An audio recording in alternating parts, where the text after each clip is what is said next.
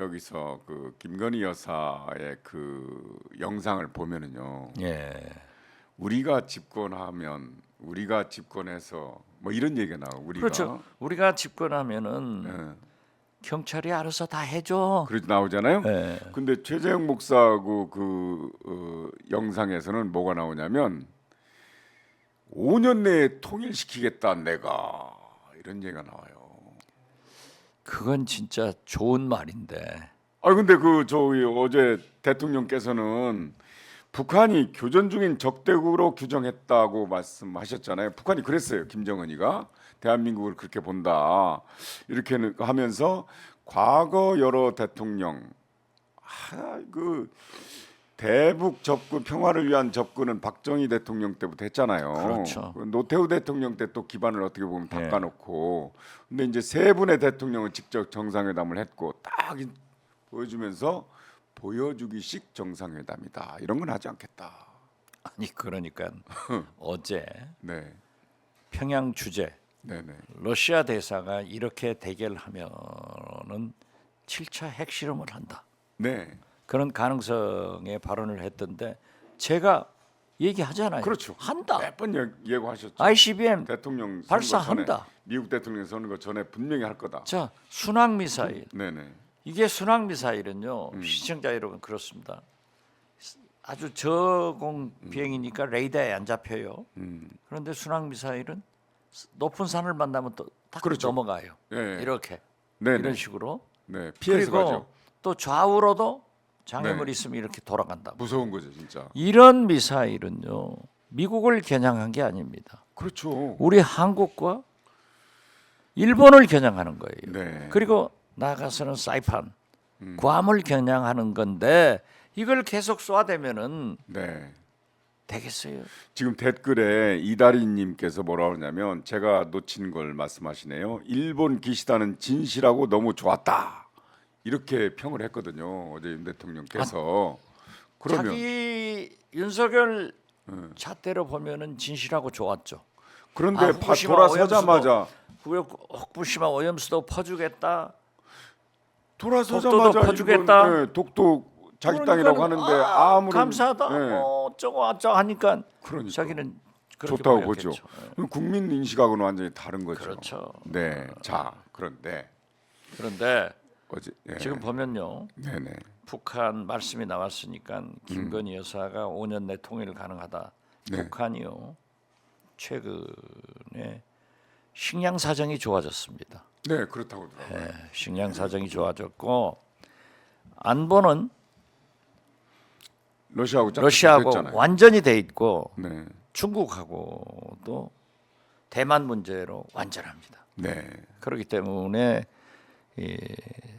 저는 김정은이 먼저 전쟁은 절대 일으키지 않습니다. 네. 우리가 도발을 유도하고 있기 때문에 국지적 도발은 있을 것이다. 그러면은 어디에서 터지느냐?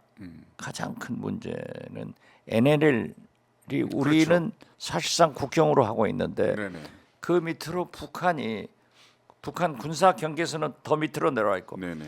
그 사이로 하는 북한의 소위 말하는 국경선이 있습니다. 네네. 여기를 넘어오면은 하지 않겠다. 이게 지금 네네. 연평도 부근인데 여기에서 터질 확률이 많다. 네네. 이것을 우리나라 대통령이 네.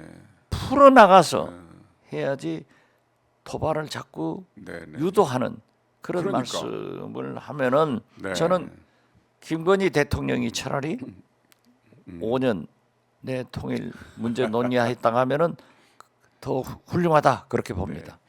이제 우리 박지원 실장님께서 말한 NLL이라는 게 우리가 뉴스에서 항상 듣고 영상으로 보고 하지만 NLL은 북방 한계선입니다. 그렇죠. 북방 한계선의 이제 이니셜인데 그 본래는 1953년 휴전 협정이 끝난 이후에 우리의 해군력이 좀 강하니까 사실상 그 NLL을 그어놓기 전까지는 북한 미군이 그었어요. 해역까지도 이제 그 우리 영토였습니다. 우리 섬들이 북한 앞바다도. 그런데 그 당시에 주한미군 사령관 겸 유엔군 사령관이 1953년 10월달에 이 선 이상은 남한 배여 올라가지 말아라 하고 일방적으로 그은 선입니다. 그렇죠. 이게 일방적으로 그러니까 왜 북방 한계선이냐면 더 이상 북쪽으로 올라가지 말아라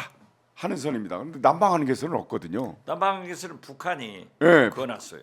그런데 더 밑으로. 그러니까 그런데 우리가 일방적으로 당시에 이제 유엔군 사령관이 이제 정해놓은 건데 따라서 북한에서는 그걸 인정하지 않았습니다.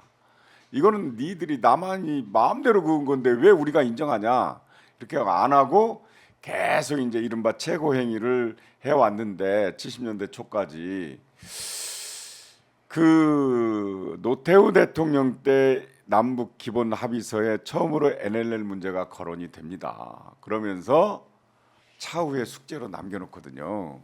이거를 이제 노무현 대통령 때 평화적 이용하자는 개념으로 바뀌죠.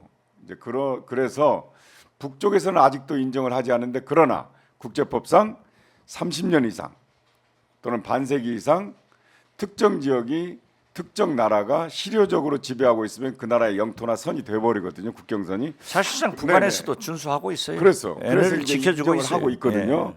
이거를 맘만 먹으면 그들이 아니야라고 인정할 수도 있는 그런 선이기 때문에 거기에서 항상 분쟁이 도사리고 있다.